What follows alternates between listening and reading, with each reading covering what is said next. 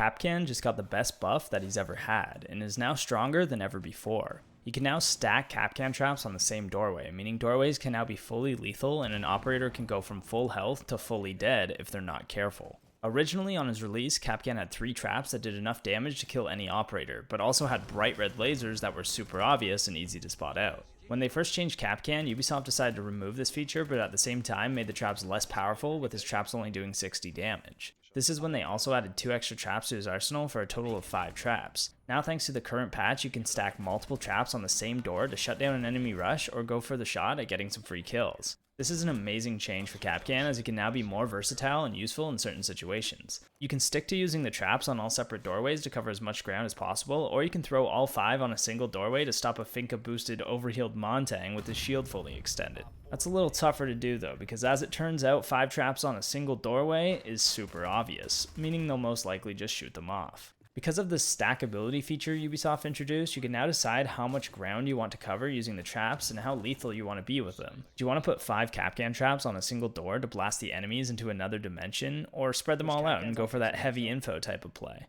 For example, if you're solo roaming, it would be way more beneficial to spread your Kapkan traps out across 5 different doorways to cover more ground using the traps. If an attacker comes to a doorway with a trap on it, they will either run into it setting off the explosion, or have to shoot their weapon making noise so you then know there's someone coming from that direction.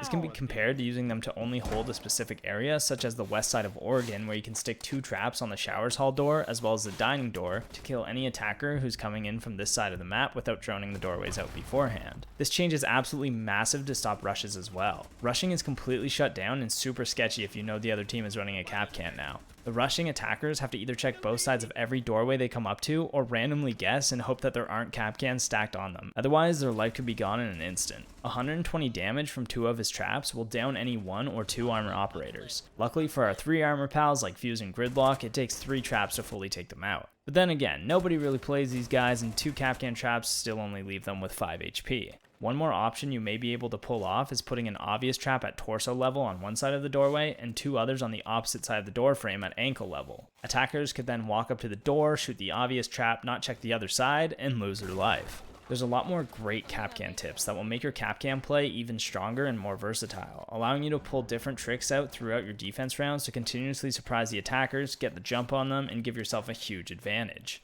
One thing you can do with Kapkan is barricade the doorway and then rip the barricade down. The traps then sink into the edge of the door frame where the barricade was and are more difficult to spot out. This is something I'd recommend doing on every doorway you trap, but it takes a lot of extra time and you won't always be able to.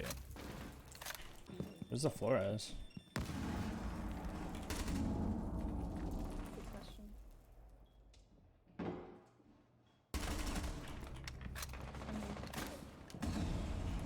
Oh my god! That sounded like a firework, bro! On the attacking side of this, make sure to check previously barricaded doorways extra carefully, or you might get caught by this simple trick. Another thing you can do as Kapkan is pre-place your nitro cell under a door that you've put a trap on. Make this trap as obvious as possible for the attacker to guarantee they shoot the trap. Then when you hear it break, you can blow your nitro and get yourself an absolute freebie. My favorite place to do this is on the Couch's Door Villa during an Aviator defense. By setting traps on both the Master Door and the Split Door into statue, the attackers might hit one of these first, guaranteeing that they check the next door for a trap, confirming a kill with your nitro cell. Not only that, but it's pretty unlikely that an attacker finds himself underneath a memo and spots out the nitro.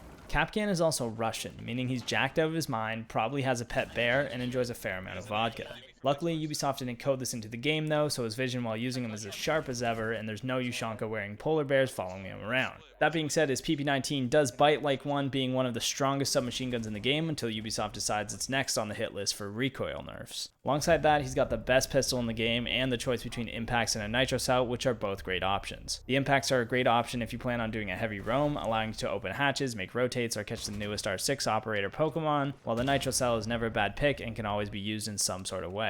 A 200 IQ play is to hide in an area on the other side of your trap and pre-rip the nitro, which allows you to toss it through the door frame when an attacker shoots your trap, giving you an easy kill. Pre-ripping it makes it so you don't make any sound and the unsuspecting attacker won't hear the beeping of the C4 until it's too late.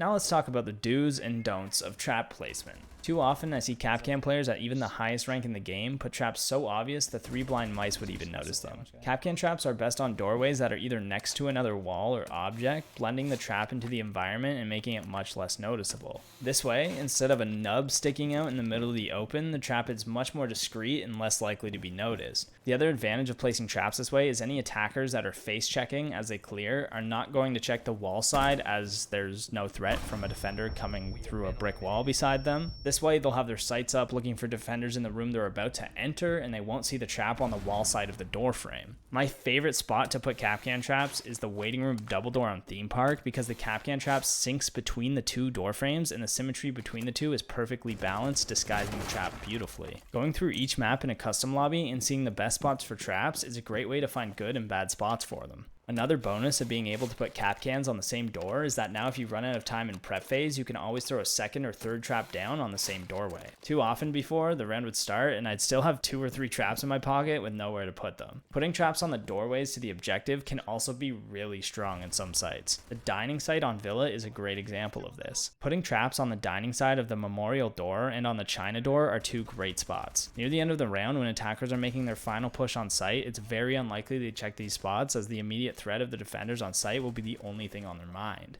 Next thing they know, their body's been blown sky high and they've lost the round. If you are going to put your traps away from sight, try to play near and around them. If you start near your traps, you can shoot the attacker's drones before they see the trap, and then they'll have to face check all the doorways manually. Not only does this waste a lot of time for your team, but most people are going to get lazy and stop checking the doorways eventually. Use yourself as a bait to pull the defenders in towards your traps and avoid the gunfight altogether by tearing them inside out with your entry denial devices. I was actually this far into the script when I realized that's what they're actually called, but I've just called them Kapkan traps this whole time, and I hope that didn't offend anybody. The other thing to remember is the EDD is placed at whatever height you're looking at, so put them lower and they're harder to spot out. If you want to upgrade the Kapkan gameplay even further, have a teammate run Mute or Mozzie to make it more difficult for the attackers to drone out the map. Less drones means less information, making it harder for the attackers to spot out Kapkans as a result. Not only that, but Mute has a shotgun to make rotates and open hatches for you, and Mozzie can use the drones he captures to help get info for you to play off of. I can't even count the amount of times a 2-man roam with the help of my duo has paid off and single-handedly won us rounds. Playing near each other and using the traps to cover areas you can't watch actively is a great way to stay alive, waste time, and get kills in the process.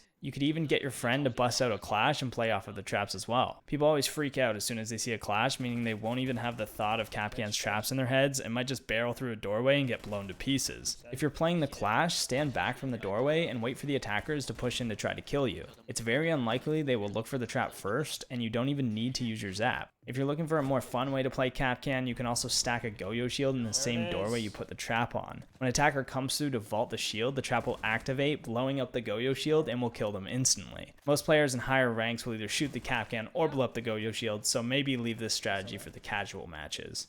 I jammed a lot of information into this video while trying my best to provide some beautiful and decadent Kapkan gameplay. Honestly, Kapkan is pretty great, and I plan on continuing to play him in my ranked games. Here's some more of the highlights I got during my games, but in terms of new information, that ends here. Thanks for watching, and if you want some specific R6 tips for operators or maps, let me know in the comments, and subscribe to become the best R6 player of all time. Peace out, gamers.